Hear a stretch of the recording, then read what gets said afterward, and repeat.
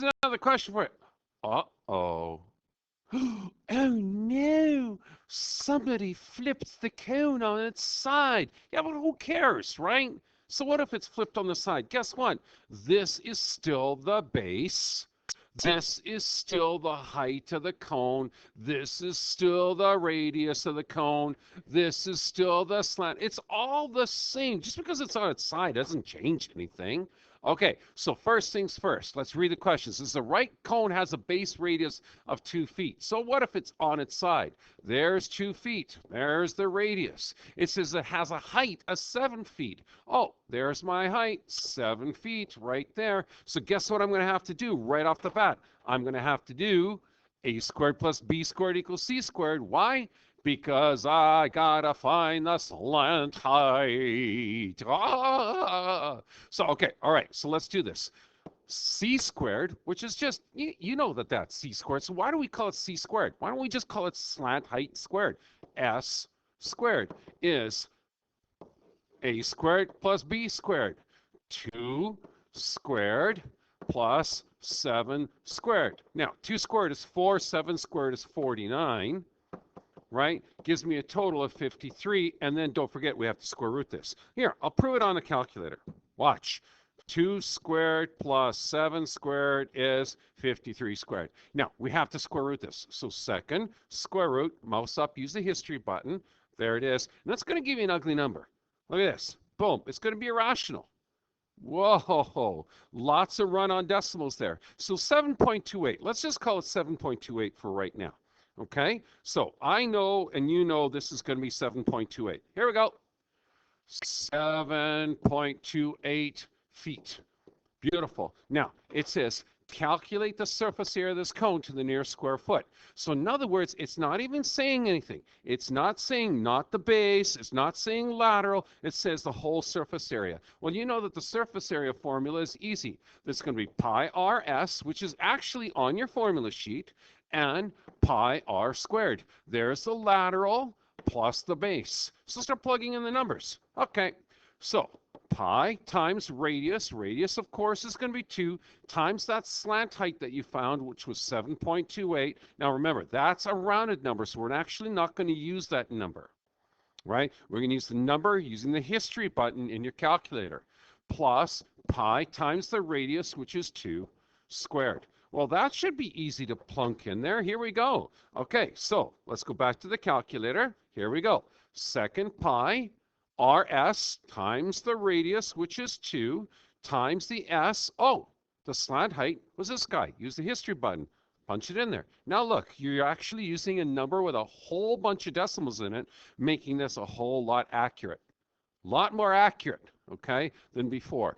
Plus, don't forget now, it's pi, second pi, radius, this is the base. Radius, of course, is 2 squared. Boom, punch it. What do you got?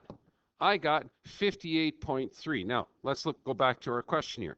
58.3, what? 58.3, it's in feet, so this would be feet what?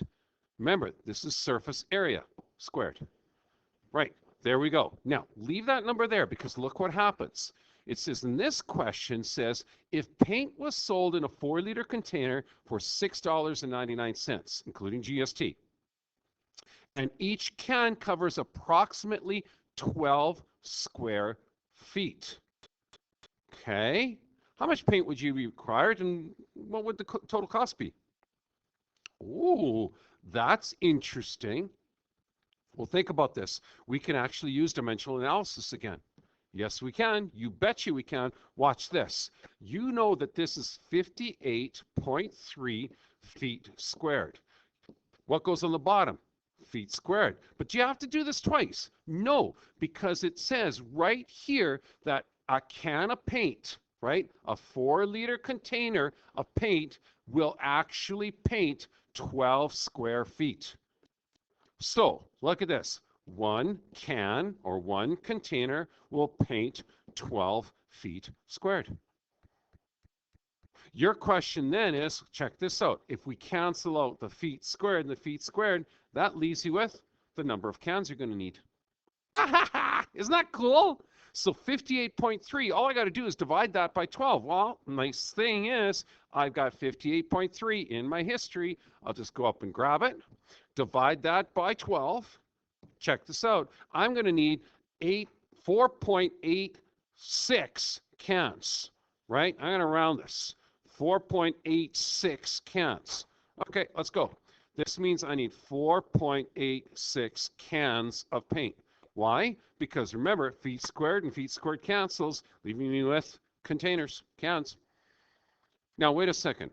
I got a question for you. Can you go to the paint store and say, hi, I'd like to buy 4.86 cans of paint, please? The guy's going to look at you and think, huh? Somebody drop you on your head? Come on, you can't buy 0.86 of a can. How many cans do you got to buy? If you buy 4 cans, you don't have enough paint. So guess what? You're going to have to buy 5 cans, and you're just going to have some paint left over. That's how it works, baby. Okay, so you're going to buy 5 cans of paint. Each one of these is going to be $6.99. So 5 cans, and watch this. I'm going to use dimensional analysis again. $6.99 per can. See that? Look at this. Dimensional analysis just rocks this planet, man. Look, get rid of the cans, get rid of the cans. Guess what you're left with? You're left with dollars. So 5 times $6.99. Let's see what that's going to be worth. 5 times $6.99 works out to be, oh, look at that, $34.95. Do we need decimals in this place? Yup, of course we need decimals in this place because of the simple fact that this is money. So this is going to cost you $34.95. $34.95. There's your price. That's what you got to pay. Happy painting.